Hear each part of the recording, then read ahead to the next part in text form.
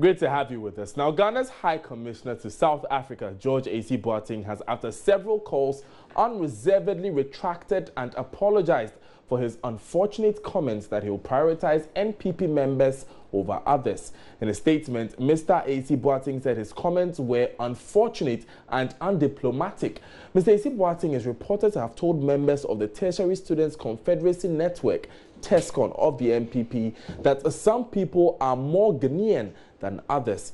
His apology has, however, been rejected by many, including the minority spokesperson on foreign affairs, Samuel Okudzeto-Ablakwa, who describes it as insincere, as George Ayisi Boateng was forced to offer it. These are some excerpts of, well, this is the statement itself that Mr. George Ayisi Boateng released to the press. I have, upon sober reflection, decided to retract the comments I made during my interaction with some members of the New Patriotic Party, NPP, in the Ashanti region over the weekend. It goes on to say, I am aware, in the later paragraph, I am aware that as a representative of Ghana to South Africa, I have a responsibility to protect the interests of all Ghanaians within my jurisdiction and to grant them equal access to opportunities that are presented, among others. That is the full statements released just last night. That except I just read there is a bit in response. It sort of satisfies the position of the Ghanaians living in Johannesburg and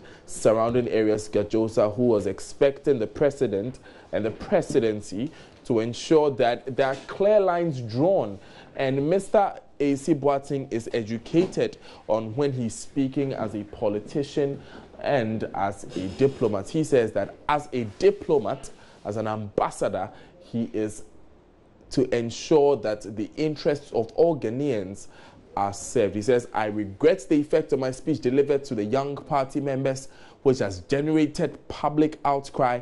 I therefore wish to retract my comments and render an unqualified apology to the presidency and all Ghanaians. Now, for a bit of context, it is important to note that this statement comes after Mr. Ayisi Boateng was summoned to the capital yesterday. That is on Wednesday. Now, Mr. Ayisi Boateng met the Foreign Affairs Minister. That is the information we have at the behest of the President himself. Now, another group which has expressed dissatisfaction with Mr. Ayisi Boateng's retraction is the Dynamic Youth Movement of Ghana. Now, they are saying, DYMOG, that is, they were earlier made calls. They wrote a petition to the presidency asking for the dismissal of Mr. Ayisi Boateng. The Director of Communications, Etonam Ababio, is with me in the studio to discuss this further. Etonam, welcome. Thank you very much. So, Mr. Ayisi Boateng has clearly shown remorse, has apologized and retracted his comments. What is DYMOG's position? Well, thank you so much for having me in the studio, and good morning to your cherished viewers. I'm of the firm belief that Mr. George Ayisi Boateng is not really remorseful. He didn't show any remorse, because after that unsavory remarks, after those nation-wrecking comments, he was still heard loudly on air, defending and justifying the comments made. So I believe this is just a pressure being put on him to say something to, throw dust into the eyes of the public. So I don't believe he's really remorseful as he's trying to indicate in his statement. But he has come out to make this public statement. He's retracted the comments. Should that not be enough? I mean, when people speak in public, you can't really look into their minds to see whether they mean it or not. He's made the apology. Yes, it's about time we have a paradigm shift in terms of our governance. And it's about time we have leaders who actually place national interest ahead of any partisan interest. In fact, the comments made by this gentleman is not in the interest of the nation. He's rather fighting for a partisan position. So frankly, he needs to be fired for making such a nation-wrecking comment. So you'd rather he's fired? He should be fired to send a signal to all public officials that they should be guarded in terms of comments they make. Right, thank you very much, Etonam Ababio, for your time. We'll go back to speak to this story a bit more. We would have Dr. Yao Gebe, who is also an international relations expert, also made calls for the firing of Mr. Ayisi Boateng. But we've re-established a contact with Dr. Yao Gebe on the phone line. Dr. Boateng, sorry about earlier. Now, the line is not clear. Say if you can hear me now. Yes, go ahead. Great. So if you can hear me, Mr. Ayisi Boateng has rendered an apology. What do you say to this? Thank you very much. Yesterday evening, I listened to the apology he rendered, and first of all, I would say that it's really coming from him. If he really felt it, that what was disappointing, and that he betrayed the trust reposed in him by His Excellency President Akufo-Addo, that is fine. But there are certain issues that crop up. One, is this an apology made to Ghanaians based on a directive from the president of this country, or he did it on his own? Those are questions that needed to be answered. Two, does it therefore change his mindset, his understanding of where this country started from and where we want to go as a nation, as a people, representing Ghanaians outside the shores of this country? And I'm talking about specifically where he is, in South Africa, so that tomorrow Ghanaians will come knocking at the gates of the High Commission, and we wouldn't be saying that you do not belong because you are not a member of the NPP. These are fundamental issues, and I'm not sure that he is speaking on the basis of his conviction as being resentful of what he said, or that he is still going to implement acting on the basis of what he thinks is right to do as a member of the ruling government. Now, sir, you raised a point about how he's going to deal with Ghanaians in South Africa and basically all of the business he will be doing when he's in his mission there. Questions have been raised about the fact that he's a political appointee. He said so himself, and comparing him to maybe a career diplomat. Would you say that it is time to consider the issue of politicians appointing ambassadors rather than us having ambassadors who have been diplomats throughout their careers and so are aware of the nuances of this job? That issue doesn't come up at all in every political jurisdiction. Wherever any government appoints or the time comes to make appointments for the country to be represented, it can either be diplomatic careers or diplomatic career officers or political appointees. So it doesn't spoil anything. It behoves on the government of the day to go to the extent of appointing people who can be trusted. People who put the national interest beyond their personal interest. And that's what is missing in his case.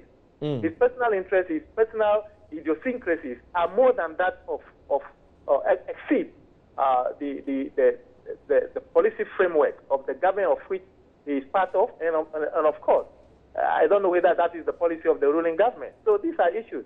As for political appointees and career diplomats, it doesn't matter at all. It depends on the government which is making the appointment. It can be more in terms of the career diplomats. It can be more when it comes to appointing for political representation. So I don't think that's the issue. But sir, this is someone who made a point that in the former governments there was a different ambassador. In this government, I am the ambassador, so I must seek the welfare of persons who. Told that my political ideology. The moment you are appointed as an ambassador, you are not representing the party or the government that appoints you. You are representing the country. You are representing the nation, and that is what he is not understanding. You are no longer representing your party. You are representing all Ghanaians wherever you go. Okay, so I think this must be well explained. Probably he doesn't understand the weight that has been imposed on him. You are no longer representing yourself or the party that appoints you or the government that appoints you. You are representing all Ghanaians wherever you go. And you must be ready and willing to defend every Ghanaian.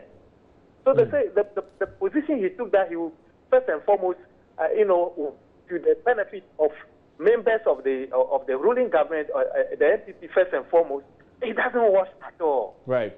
And I'm saying that even though he has rendered an apology, he does not deserve to be appointed as an ambassador.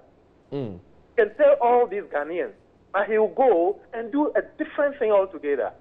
So that person needs to be fired. So you believe, sir, that he will still be favoring NPP loyalists over other Ghanaians? That's my personal view. I don't know what the position of the party is, but that's my personal view, and that's the view that most Ghanaians share. That this person is not deserving to be appointed as an ambassador. Maybe they did it wrongly. That the trust that the president or the government, the trust they had in him is unfounded. So they can look for somebody else who can do a better job, and whom we can all run to when we are in trouble, when we are in difficulty. Some of us have been outside there. We know the problem, the difficulties that we encounter when you are a citizen outside your own country, either on an educational program or any other, appointment or commitment. Right. Dr. Gebe, finally, sir, in light of what has happened, what would be your advice to diplomats in particular and, appointees, political appointees generally? Oh, it's a very simple thing.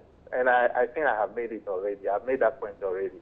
That the moment you are appointed as a high commissioner, in the case of, the Commonwealth countries, or for that matter, an ambassador representing your country anywhere, your personal interest becomes secondary. The core, the vital interest is the national interest. And international relations, we always talk about national survival and national security. Those are first and foremost. So when you are representing your country, always be hard for the interests of your country. You are not going to die for a particular party or for a particular government, because you are doing everything from them on behalf of the country, on behalf of your compatriots. So you are not going to choose. You are not going to choose, and that is the mistake he made. And therefore, rendering an apology, I'm not sure that it is enough. Right. There are a lot of Ghanaians out there, both career diplomats and even political appointees, who are there, who can serve at this country better, and make those kinds of pronouncements that he made. Unfortunately, we seem to have lost Dr. Yao Gebe there, but he makes his point quite clearly in that interview. Would give him many thanks for his time. We'll take a quick breather. You're still watching News Desk. When we come back, there's more.